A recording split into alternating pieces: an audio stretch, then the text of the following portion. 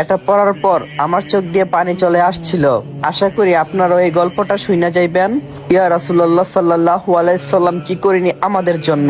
নবী হওয়ার আগে 40টা বছর একটা টুকুও পড়েনি আপনার শরীরে, আর উম্মতের কাছে কালেমার দাওয়াত পৌঁছিয়ে দেওয়ার জন্য আপনার গা থেকে রক্ত বের হয়েছে আমাদের জন্য। না খেয়ে কোনোদিন থাকেননি, পেটের মধ্যে পাথর বেঁধেছেন ক্ষুধার যন্ত্রণায়, তাও জান্নাত থেকে খাবারের জন্য সুপারিশ করিনি, শুধু আমাদের কাছে কালেমার দাওয়াত পৌঁছে দেওয়ার জন্য। জান্নাতের সর্দার জেনেও রাতের পর রাত জেগে তাহাজ্জুদের নামাজ পড়ে কেঁদেছেন, ইয়া উম্মতি উম্মতি বলে। নিজের জন্য কোনোদিন কোনো কিছু চাননি, যেন আমরা জান্নাতে যেতে পারি। অসংখ্য সাহাবীরা ত্যাগ করেছেন তাদের বিলাসিতা, বেছে নিয়েছেন কালেমা, যেন আপনাকে নিয়ে আমাদের কাছে পৌঁছে দিতে পারেন কালেমা। ইয়া রাসূলুল্লাহ, মেরাজের রাতে যখন জান্নাত দেখছিলেন, চাইলে আপনি সেই জান্নাতে থেকে যেতে পারতেন, কিন্তু আপনি উম্মতের জন্য ফিরে এসেছেন। জাহান্নাম দেখার পর বারবার উম্মতের কথা ভেবে চোখ দিয়ে পানি ফেলছেন। ইয়া রাসূলুল্লাহ সাল্লাল্লাহু আলাইহি ওয়াসাল্লাম, যেদিন আজরাইল আলাইহিস সালাম এসেছিলেন জান কবজ করতে, আপনার কাছে অনুমতি চেয়েছেন। আপনি বলছেন, ভাই আজরাইল, আমি চলে যাওয়ার পর আমার উম্মতের কি হবে? ইয়া রাসূলুল্লাহ, সেদিনও আপনি আপনার কথা ভাবেননি, শুধু ভাবছেন গুনাহগার উম্মতের কথা। আপনি মৃত্যুর যন্ত্রণায় বলছিলেন, হে আজরাইল, আমার বুকের উপর কি যেন পাহাড় রাখলে এত কষ্ট কেন হচ্ছে? আজরাইল আলাইহিস সালাম কষ্টে মুখটা অন্যদিকে ফিরিয়ে বলছিলেন, ইয়া রাসূলুল্লাহ, শুধু আমার হাতটা রেখেছি। জবাবে আপনি বলছিলেন, শুধু হাত? এটা রাখতে এরকম যন্ত্রণা? জিবরাইল, যত কষ্ট দেওয়ার আমাকে দাও, আমার উম্মতকে কোনো কষ্ট দিও না।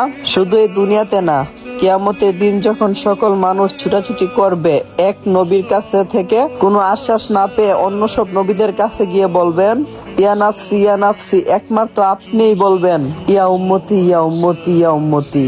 সেদিনও আপনি কান্নায় লুটিয়ে পড়বেন, সেজদায় বলবেন, আল্লাহ, আমার উম্মতকে বাঁচান। আর আমরা সেই উম্মত আজ সুদ ঘুষ জেনা বিবেচার পরকিয়া ঢোল বাজনা বেপরদা বেহায়া নাফরমানিতে লিপ্ত। ইয়া রাসূলুল্লাহ, আজ আপনার জন্য না, ও মুসলিম মুশরিক কাফিরদের জন্য চোখ দিয়ে পানি ফেলি, আবার তাদের কালচারও অনেক অনুসরণ করি।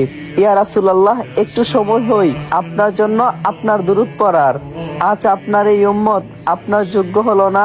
প্রিয় ভাই আর বোন, নিজেদেরকে কয়েকটি প্রশ্ন করুন, আমরা এমন একজন নবীর উম্মত হয়ে কি করছি, যে নবী মহান আল্লাহ তাআলার বন্ধু ছিলেন। সেই নবী মৃত্যুর সময় কতটা কষ্ট পেয়েছেন, তাহলে আমাদের কি অবস্থা হবে? আমরা কি কিয়ামতের দিন নবী হযরত মুহাম্মদ সাল্লাল্লাহু আলাইহি সাল্লামের সুপারিশ পাওয়ার যোগ্য হব? ভাবুন তো, আল্লাহ তাআলা যদি একটা বার আমাদের দিক থেকে মুখটা ফিরিয়ে নেন, তাহলে আমাদের অবস্থা কি হবে? আপনাদের কাছে অনুরোধ রইল, ভিডিওটা কয়েকজনের মাঝে শেয়ার করে অন্যদেরকে শোনার সুযোগ করে দেন। আপনার শেয়ারের মাধ্যমে কেউ একটু হলেও আমাদের প্রাণপ্রিয় নবীর জন্য কাঁদতে পারবেন। কার কার কান্না চলে এসেছে অবশ্যই কমেন্ট বক্সে জানাবেন। আসসালামু আলাইকুম। যদি ইসলামিক গল্প পেতে চান আর ইসলামিক গল্প ভালোবাসেন, তাহলে আইডিটা ফলো দিয়ে অবশ্যই আমাদের সাথেই থাকবেন। ভালো থাকবেন, নিজেদের খেয়াল রাখবেন। আল্লাহ হাফেজ।